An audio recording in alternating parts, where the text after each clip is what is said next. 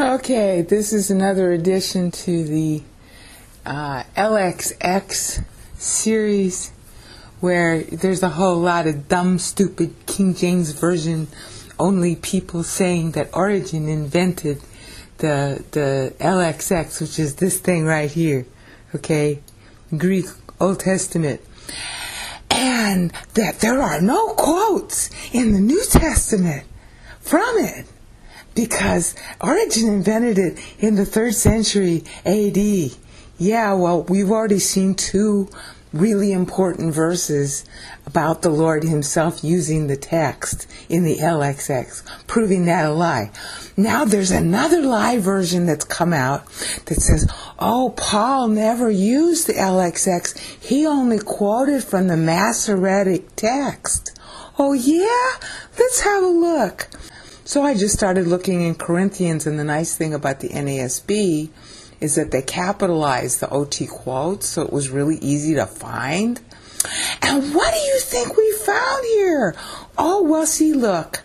This is a quote in the blue highlighted of Isaiah 29:14. Okay, and so now we're looking at, in the bottom window, Isaiah 29:14 in both the Hebrew Masoretic text. See, that's what it says, BHS, right here. See, BHS. I can't say that right in German. It's the Stuttgart, okay? And the rest of it I can't say. I can't say it right. I'll trip over the words. All right, but that's what this is. That's what this text is right here. Okay, I think it's also called Wittgenstein or something like that. Anyway, that's the Hebrew. And then here's the LXX, okay? So let's have a look at it. Oh, this is so exciting. Okay, here's Paul's Greek phrase in 1 Corinthians 19. Apo, and I better show you, it comes from apolumi. Let me show you. See, apolumi. All right? That means to destroy. That means a lot of other things, but we'll just make it simple, okay?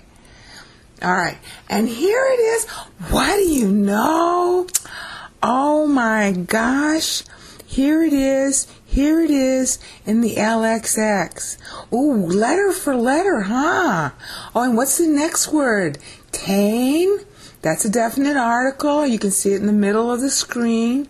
Sophion. That's a word for wisdom, and that's a common word that Paul uses.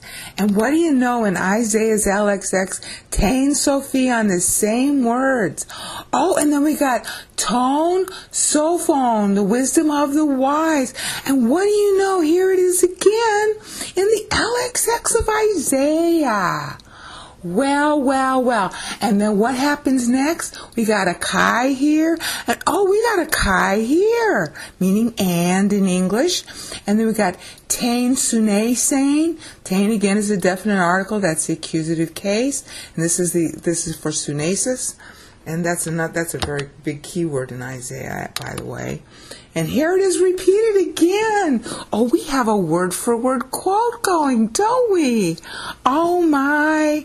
And then we got tone, suneson. This is how wordplay is done in the Greek, and it's also in the Hebrew this way, where they keep repeating the word. In English, that doesn't work. We don't have that rhetorical style, but it's really funny and enjoyable in Greek. Okay. Oh, my goodness. Here we have another quote again. Ton, sune, ton. And then now, look at this. Now it changes one word. This is the common style of doing quotes in the New Testament. Before I explain why it changes the word, let's review, okay? All of this is word for word identical with Isaiah 29:14 in the LXX, okay? All of it's identical. Do you see that? I mean, even if you can't read Greek, just look at the letters that are highlighted in blue. They're the same. What do you know? Oh my goodness, this non-existent book is being quoted by Paul in about 45 AD. Of course, Christ quoted it when he came into the world, as we saw in Hebrews 10:5 earlier in the playlist. Yeah. Now, what's the deal here where he puts atheteo? I'm going to have to, put it up here a little bit. This is atheteo, something laid down.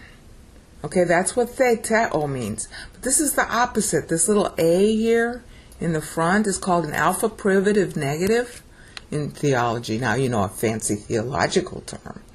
Okay? And it means the opposite of whatever the rest of the verb says. Okay? So something laid down, prescribed, established is something to set aside. So that's why it comes to mean to thwart, nullify, or make void or frustrate. Okay? So that's why you see these other versions, like NIV is translating the same word as frustrate or set aside. Now, what is Paul talking about? He's talking about the law. Same theme as in the book of Hebrews, chapter 7 through 10. Okay? Now, there's more to the verse than this, because all I want to prove to you is that there's a quote of the LXX. But I also want to prove to you how the quotes work. What they do is they take a big hunk of the Old Testament LXX, and in order to make a point or show what's changed, the new doctrine, they make one little change. We saw that already in the other two videos, where the Lord does it with the first commandment in Judaism about loving God, and about how he changed it from at the time he was born. He changed what Psalm 46 said because he was getting a body at birth. And you saw the wit of that. Okay, well, this is another wit. All the Greeks did this with their literature. They would take well-known quotes, they would quote it, and then they would specifically change one word or two words in order to make something witty or some point that they were going to make. So what's the point that Paul's making by taking and using aleteo? I keep forgetting you don't read the Greek. Okay, by using set aside, all right? What is he doing here when he's talking about setting aside? Versus the original quote, which you can see here in the lower window, is krupso, and that means to hide. Okay? Let me see if I can... Yeah, that way you can see the English, all right? And it's an accurate quote of the Hebrew, okay? This is satir. This is something I'm covering in the Pro-Life Blasphemy series. The use of satir means God is a hiding place, all right? But satir also means to hide, to conceal, to take refuge in. That's how God comes to be monikered as the hiding place. The rock of my salvation, my refuge. Okay, but it's usually translated with krupto, which here is krupso because it's in the indicative future.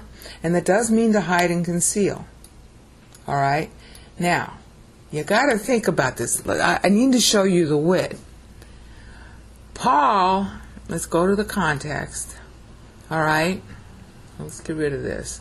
Just remember that the original quote is to conceal, hidden. All right?